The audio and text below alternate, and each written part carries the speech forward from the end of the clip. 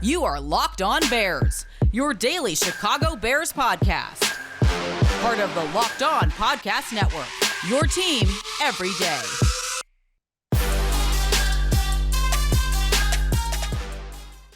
The Buffalo Bills offense exploded in a huge win over the New England Patriots on Saturday, orchestrated by offensive coordinator Brian Daboll, who the Chicago Bears happened to interview this weekend. So all of a sudden, is he now the favorite, or should he be the favorite for the Chicago Bears head coaching job?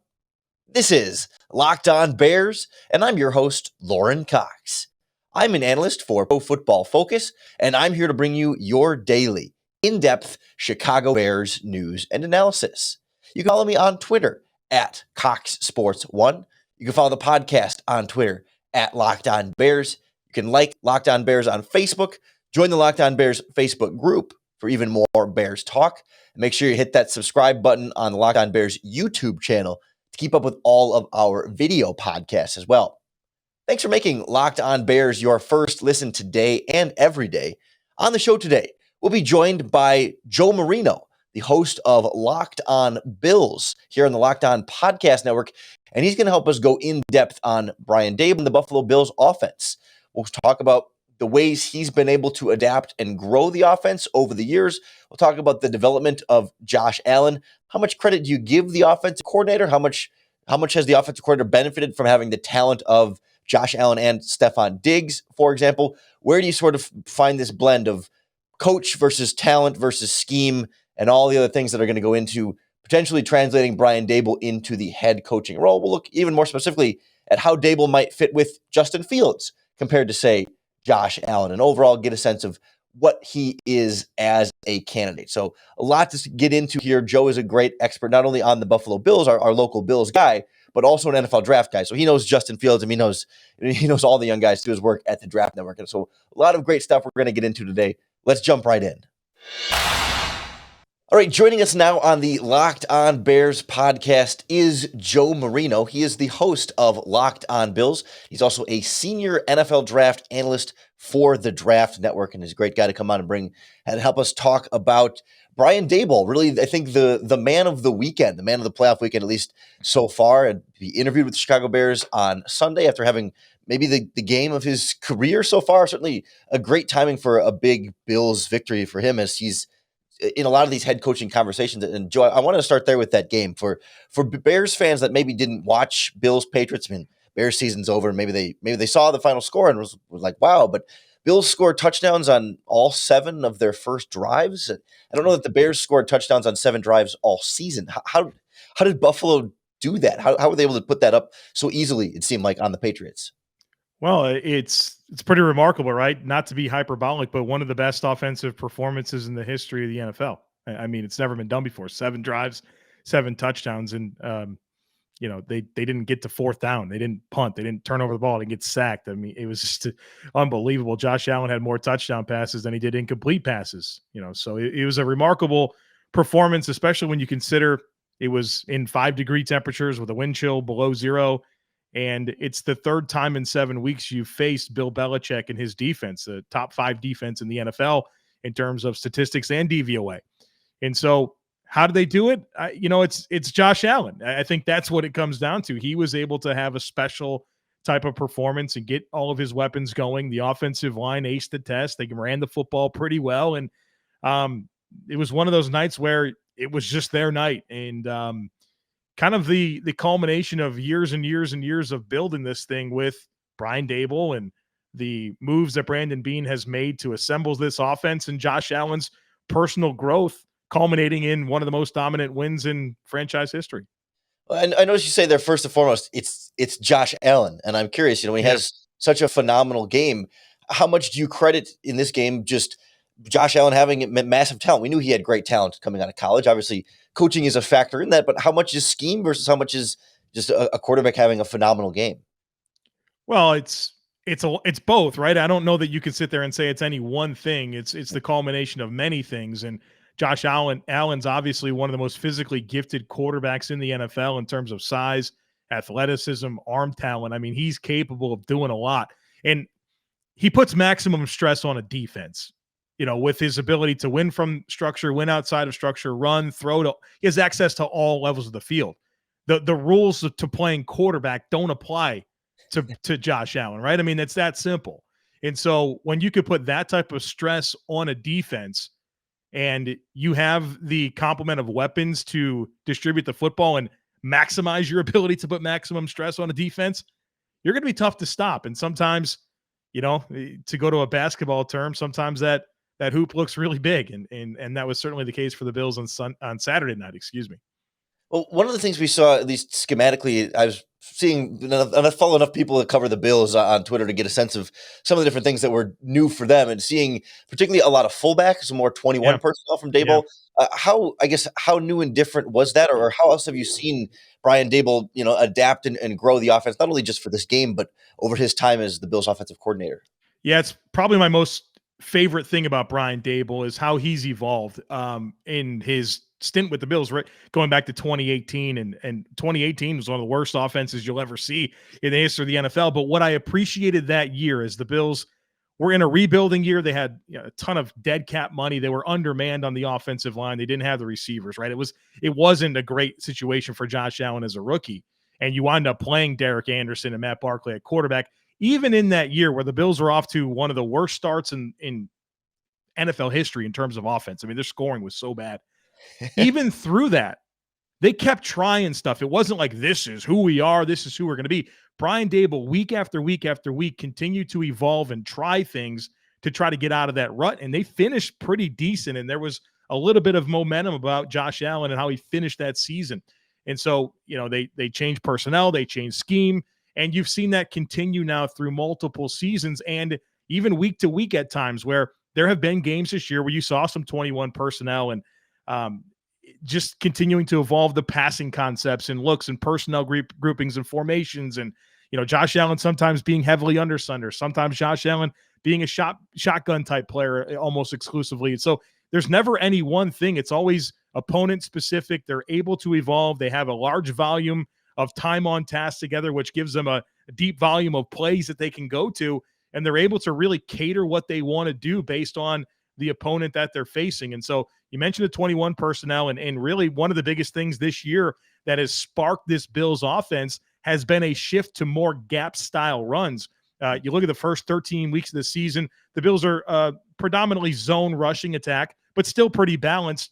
Over the last 4 or 5 weeks, it's really become a gap style blocking offense, and which is pretty remarkable considering the amount of offensive line groupings that they've had to go through with COVID issues and injury issues on that offensive line. I mean, there's been no stability with who's played where all season long, and they kind of embraced this gap style blocking scheme and exclusively committed to Devin Singletary as a lead back, where in the past it had been, we don't believe in one back. We want multiple backs to run this thing. And, it's just been consistently year after year, game after game, willingness to adapt by Brian Daboll to what his team offers and what the opponent's weaknesses are. And so the adaptability and evolution has been by far my favorite part of watching Brian Daboll run this Bills offense since 2018.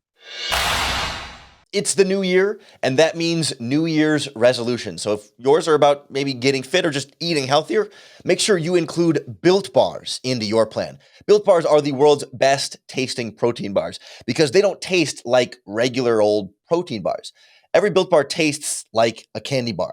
They're covered in 100% real chocolate. They're soft and they're easy to chew. They come in a bunch of different delicious flavors. I've got gingerbread Built Bars and coconut brownie chunk Built Bars in my pantry right now, and they are so delicious. I have to literally limit myself to just eating one a day because I'll go through them way too fast and just spend all my money on Built Bars. But most importantly, the best part is not only do they taste good, but they're every Built Bar, regardless of flavor, low sugar, low calories, high fiber, and high protein. You really do get the taste of a candy bar with the nutrients of a protein bar. You got to try them for yourself. I promise you will fall in love just the way I have.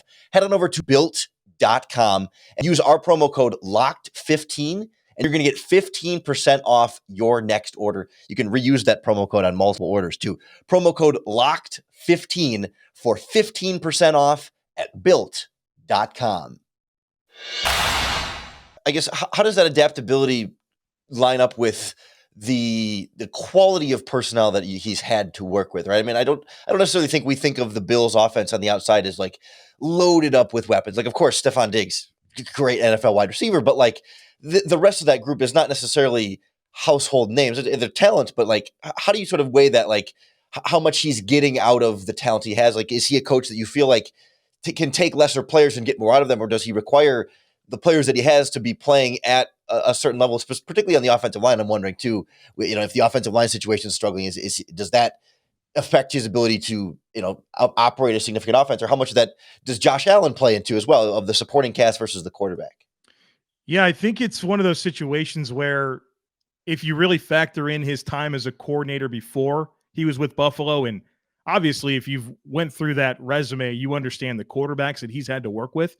They weren't very good, right? I mean, and they weren't very good early on in Buffalo. And so I think Josh Allen has been a major benefit to Brian Daboll and his ability to orchestrate and evolve and adapt an offense when he's got a quarterback like that who has grown incrementally year after year.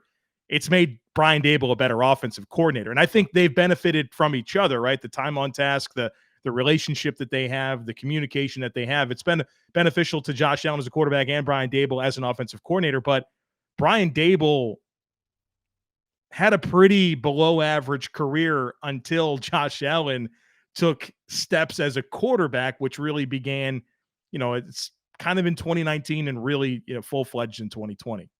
So the narrative is sort of like Brian Daboll fixed Josh Allen. Brian Daboll built Josh Allen. Is that, do you think that's real? Do you think that's accurate, or do you think there's more to the story than just like, offensive coordinator fixed him? Yeah, I knew you were going to ask this question. And every time I get a chance to talk about Josh Allen's growth, I make it my number one priority to lead off the conversation by saying this. The person most responsible for Josh Allen's growth is Josh Allen.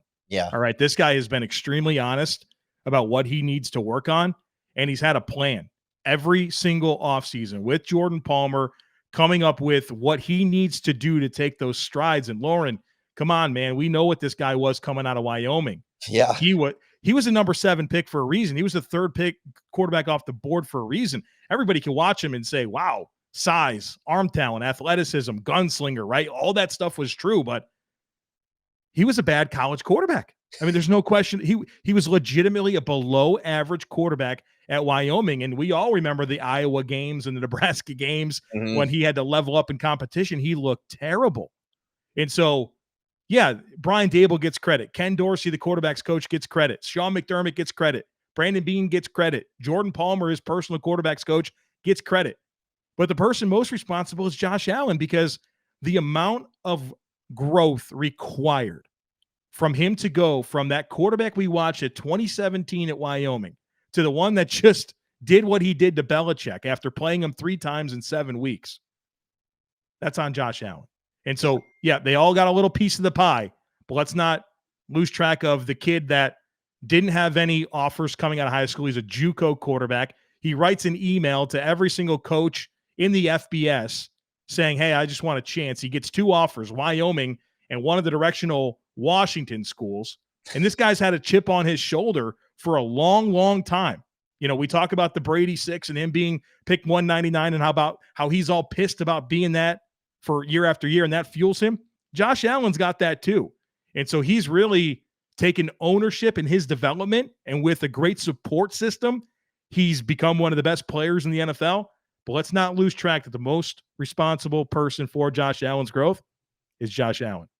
I really appreciate that nuance and that perspective, and I think it's deeper. That I think Bears fans aren't always seeing that side or thinking that level, so I do appreciate that. And then I also think, with Daboll, he's kind of been the hot name right now because the Bills' offense, has been phenomenal for especially the second half of the season. But I think there have been moments over the last couple of seasons, maybe more like in the earlier part of the season, there were a couple losses last year where I've seen Bills fans and analysts be a little bit frustrated at times with moments in Daboll's offense. I'm curious.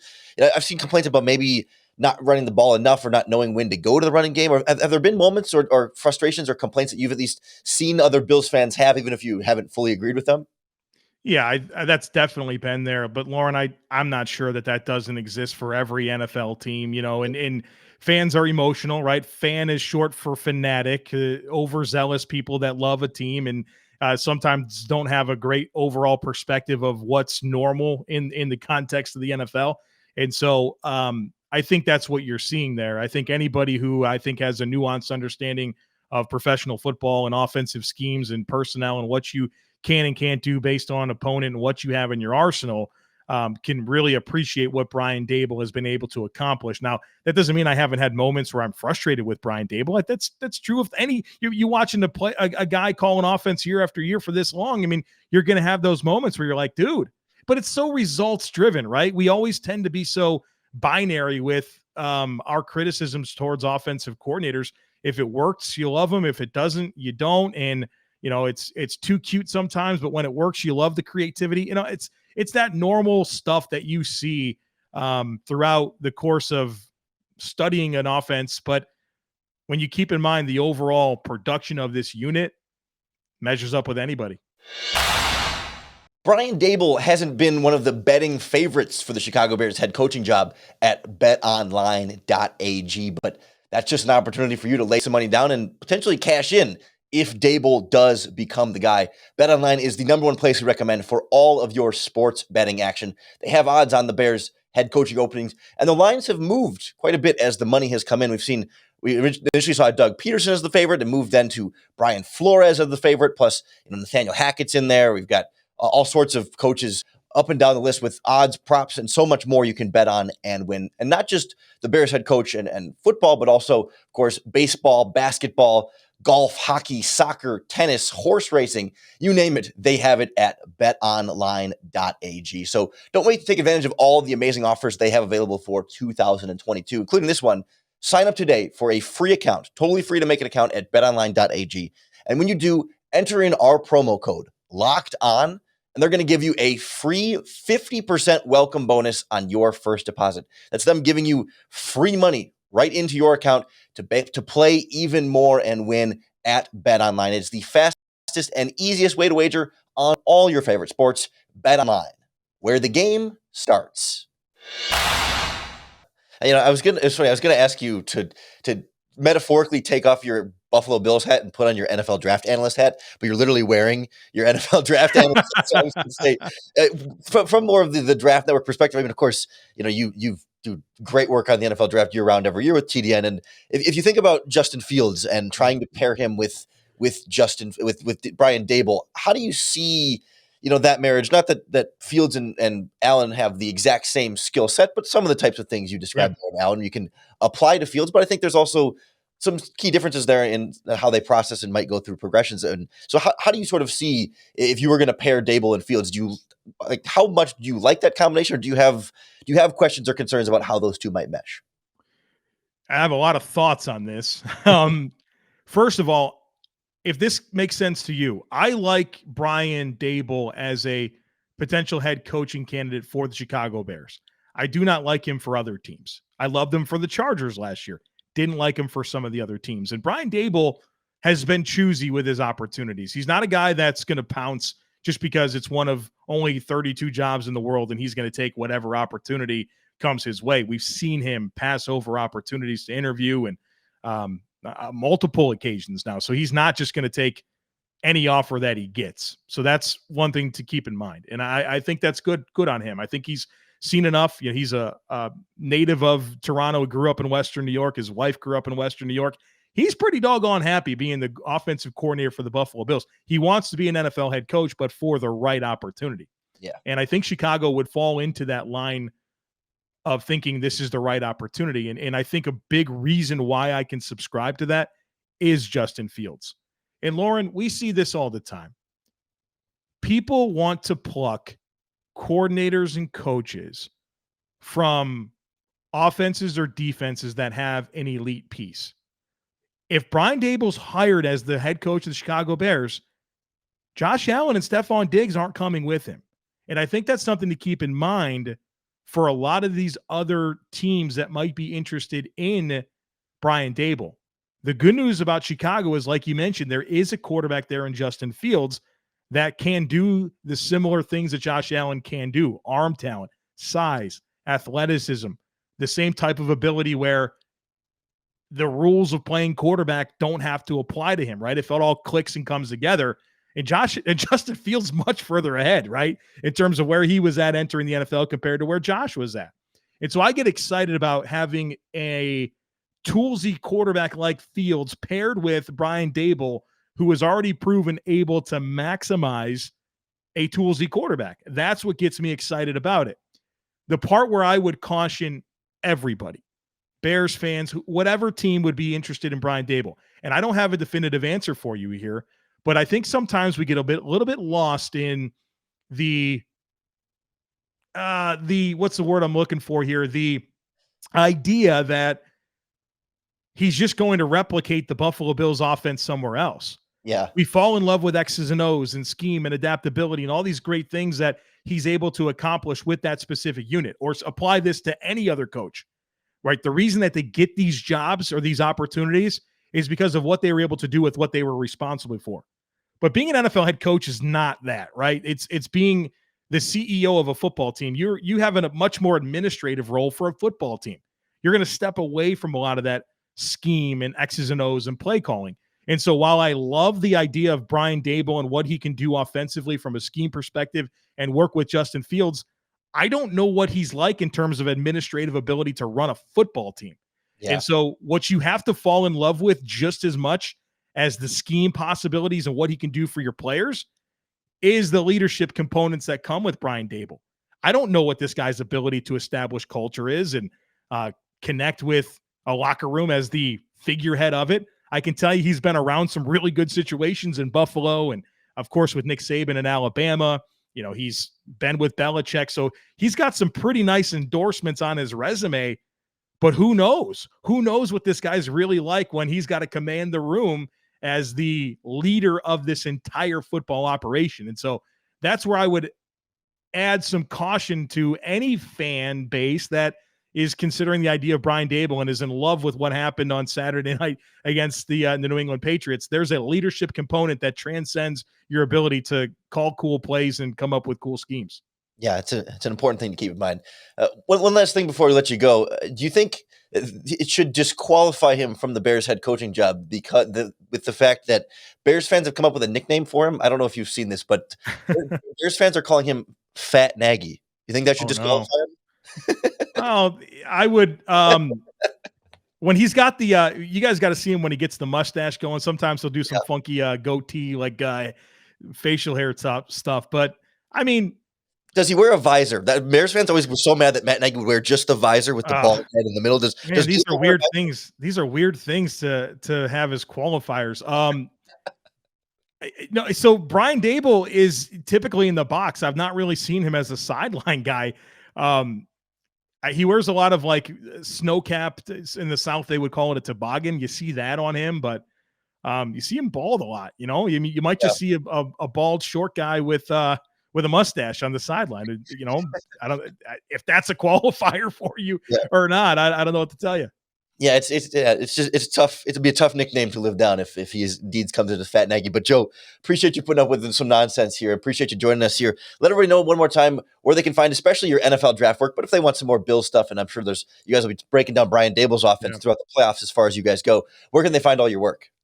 Yeah, so the draftnetwork.com is where all the written work is, and of course, scouting reports on all the players. Was a big fan of Darnell Mooney. You can go back and read my scouting report there, and big fan of Tevin Jenkins. So if you're looking at some of these prospects, we know the Bears don't have a first-round pick, but those mid-round picks are going to really matter. So we got all the scouting reports that you need to get familiar with them. Of course, the mock draft machine, you can simulate your experience as an NFL GM. And for my very candid, honest takes on the Bills, Locked On Bills podcast, where I give it to everyone honest every day. And of course, a big part of that is the ideas that I have for Brian Daboll and how his offense executed on a weekly basis. On Twitter at the Joe Marino, also author of the new book, Go Bills. So congratulations. Yes. Thank you. Book, sir. Hope everything is going well there. And again, thanks so much for joining the podcast. We'll have to do it again sometime, especially if they hire Brian Daboll. We might have to circle back. Yeah, my pleasure, Lorin. Thanks for having me. Thanks again to Joe Marino from Locked On Bills for joining us on the podcast today. If you enjoyed our conversation, make sure you hit that subscribe button on however you're listening, or if you're watching Locked On Bears podcast on YouTube. That's going to be the best way to keep up with all of our daily, in-depth Chicago Bears news and analysis. The list of head coaching and GM candidates keeps growing. We'll keep breaking down those names as they become available, try and get a more in-depth understanding of all the different players and players, not literal players, but metaphorical, the players in this game of the head coaching search. But the head coach and general manager candidates will dive deep in those all throughout the week and kind of get a better sense of how this search process is going to go. So I hope you'll keep following along, keep making Locked On Bears your first listen each and every day. If you're looking for a second listen, Locked On Bills with Joe Marino, if you want a little bit more of a breakdown of Brian Daboll's offense against the Patriots in the playoffs there and all throughout their playoff run, some of the other head coaching candidates still on at playoff teams, Todd Bowles, Byron Leftwich, Nathaniel Hackett, Locked On Buccaneers, Locked On Packers, plus the Locked On NFL podcast covers you from across the entire NFL. So plenty of other shows here on the Locked On Podcast Network now that you're done with Locked On Bears. But thank you for listening. Hope you'll come back tomorrow. And most importantly, hope you'll find some time today to bear down.